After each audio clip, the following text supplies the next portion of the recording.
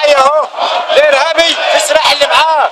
حسبي الله ونعم الوكيل فيك يا سيسي ومحمد ابراهيم وكل اللي نزل للتحرير، وفوادك يا سيسي هيتحاسب معاك يوم القيامه.